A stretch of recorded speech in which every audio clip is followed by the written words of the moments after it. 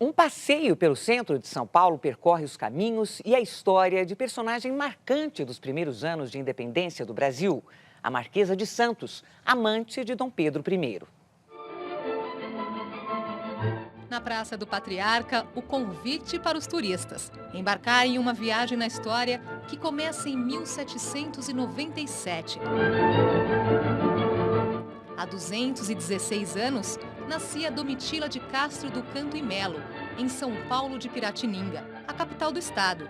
Então, uma cidade com pouco mais de 5.000 habitantes. Na esquina da Rua do Ouvidor com a José Bonifácio, a primeira parada. Aqui ficava a casa dos pais de Domitila, onde ela se casou aos 15 anos com Felício Pinto Coelho de Mendonça, filho de empresários do ouro de Minas Gerais. Estado onde o casal foi morar e teve 3 filhos. Durou pouco. O marido violento estava disposto a educar a esposa na força.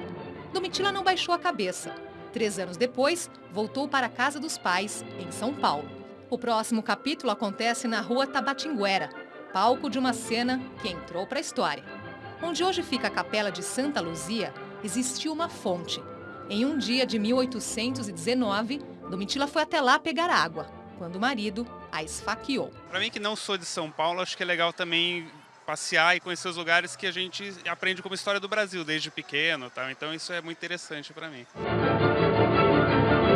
Os turistas batem mais um pouquinho de perna e dão um pulo no tempo. Agora estamos em 1822, o ano da independência ou morte. O ano em que Domitila conhece o futuro imperador do Brasil. Ela tinha 24 anos, estava separada. Ele, 23, casado com Leopoldina. Da famosa relação nada disfarçada, nasceram 5 filhos. E Domitila ganhou dele o título de Marquesa de Santos. A paulistana tinha conquistado o coração de Dom Pedro I e o poder. Como, por exemplo, decisões da corte que Dom Pedro acabava sendo aconselhado por ela. Isso, por muita gente, acabava gerando indignação. O romance durou 7 anos, com direito a muitas cartas de amor e apelidos carinhosos. Ela, Titília, ele, Demonão. Mas com a morte de Dona Leopoldina, era preciso arrumar outra esposa para o imperador. Foi quando a Marquesa de Santos saiu de cena. O relacionamento acabou, mas não a história da Marquesa, que viveu mais 38 anos. Ela casa-se novamente com o brigadeiro Tobias de Aguiar e vai morar na Rua do Carmo, ao lado do pátio do colégio, onde hoje continua preservado o solar da Marquesa, o último edifício paulistano remanescente de taipa de pilão. Dentro da casa, louças que pertenceram à Marquesa, fotografias, documentos e móveis, inclusive a cama que ela dividiu com o imperador lá no Rio de Janeiro. Aqui, ela ficou até a morte, em 1867. A Marquesa de Santos foi uma mulher muito polêmica.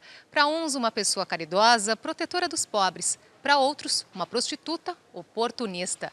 E hoje, 146 anos depois de sua morte, a amante de Dom Pedro I continua dividindo opiniões. Foi intuitivamente interesseira, porque a mulher não dá ponto sem nó mesmo. Eu acredito que ela deixou de bom, foi a contribuição assim, na liberação da mulher.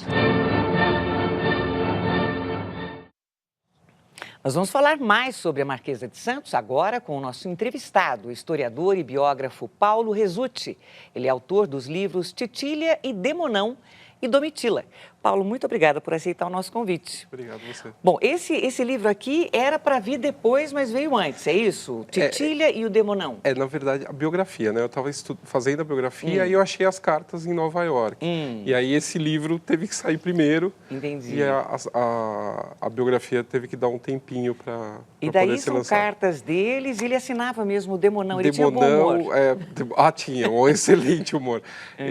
Demonão, fogo, foguinho, mas isso é só do começo do namoro, depois vai pro seu amo e senhor, o imperador, depois né? Muda. Bom, daí depois veio esse aqui, né, que é o último que você lançou, Sim. não é isso? Que é a verdadeira história da Marquesa de Santos. Quem foi ela, hein? Como a reportagem mostrou, uma figura polêmica, né? Pois ela foi tudo isso e mais um pouco, né? Conta. É muito interessante. o que me chamou a atenção foi justamente que ela viveu 70 anos, mas ela foi só 7 anos amante do imperador, né? 10% da vida dela. O que ela tinha feito nesse meio tempo, né? E aí, pesquisando milhares de coisas, né? Desde se salvar, né, virtualmente do primeiro casamento, que o primeiro marido tentou esfaqueá-la. De ciúme também, é isso? Não se sabe. Pode ter entre ciúmes e uma tentativa de ele falsificar a assinatura dela para venda de terras que pertenciam aos dois por morte da sogra, da mãe dele. Sim. E aí também tem toda a questão que envolve o Largo São Francisco, os estudantes de direito, né? Quando ela vem banida da corte, ela traz tudo que ela aprendeu na corte. Então, ela vem, ela inaugura os sarais em São Paulo, tem outras vertentes. A gente, né? tem imagens do passeio de hoje, né? A gente podia ver.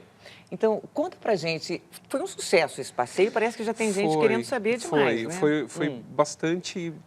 em 72 horas esgotou, a gente fechou um grupo de 40, acabamos saindo com 45 pessoas, e nós vamos pegar e fazer isso todo o terceiro sábado do mês. E por que esse interesse por ela, você acha? Olha, é aquela coisa, se tivesse interesse pela vida do outro, não vendia biografia. Então é uma coisa tradicional. Existe um interesse em saber na vida do outro. Mas como ela é uma coisa, ela é muito icônica, né? Ela é transgressora, ela rompe com os padrões da época dela e dá cara para bater, né? Ela vai para o Rio de Janeiro ser amante do imperador, né? E ela influenciava mesmo as decisões dele? Mais particularmente, sim, né? Questões de pequenos tráficos de poder dentro da corte, a questão de beneficiar os parentes, amigos próximos, isso ela conseguia. Mas também tem algumas cartas do Dom Pedro dando não, isso eu não posso fazer, né? Ele ia até onde dava, né? Também não era tanto assim. E daí ele ficou viúvo e não pôde se casar com ela. Ele não quer casar com alguém que não fosse nobre, dentro de linhagem e tal, e aí ele acabou, quando a Leopoldina morre em dezembro de 1826, ele já automaticamente espera terminar o luto e já começa a procurar outra esposa na Europa, o que é uma dificuldade, porque a Europa inteira sabe da Marquesa de Santos. Sim, sim. Então ele toma muitas recusas porque não queriam que as filhas viessem para cá casar com ele. Entendi. Para a gente encerrar, conta para as pessoas que ficaram interessadas nesse passeio, quando que ele deve acontecer novamente e que site que as pessoas devem se inscrever? Então, o próximo passeio deve sair dia 17 de agosto, terceiro sábado do mês de agosto. E para se inscrever é www.saopauloantiga.com.br/turismo.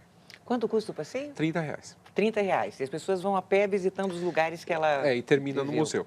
Muito legal. Olha, hoje a gente recebeu o Paulo Rezzutti, que é autor dos livros Titília e Demonão e Domitila. Parabéns pelo seu trabalho. Obrigado. E esse resgate aí da história muito importante. Obrigada, Paulo. Obrigado. Boa noite para você. Boa noite. Um homem morreu depois de beber 6 litros de cerveja na Espanha. Em maio, uma história semelhante aconteceu aqui no Brasil. A disputa de cerveja aconteceu nesta pequena cidade da região de Múrcia, na Espanha. Os moradores, ainda em estado de choque, contaram que o homem passou mal logo depois de vencer a competição. Alcaraz Joaquim Gracia bebeu 6 litros de cerveja em 20 minutos.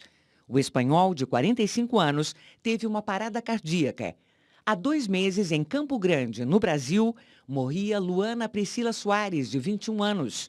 A estudante universitária sofreu um AVC depois de participar de uma competição de tererê, uma bebida típica do Mato Grosso do Sul, que mistura água gelada e erva mate. Ela ingeriu cerca de 3 litros de tererê. Nos 2 eventos, prêmios em dinheiro eram oferecidos aos vencedores. Ingerir muita bebida em curto espaço de tempo pode provocar a chamada hiponatremia. Trata-se de um desequilíbrio que reduz o nível de sódio no organismo. Letargia e confusão mental estão entre os sintomas iniciais. Na sequência, a vítima pode entrar em coma e ter crises convulsivas com risco de morte. Veja a seguir os gols do Brasileirão, a nova derrota do São Paulo e a vitória do Palmeiras. E ainda, fãs de Kung Fu lembram os 40 anos sem o ídolo Bruce Lee.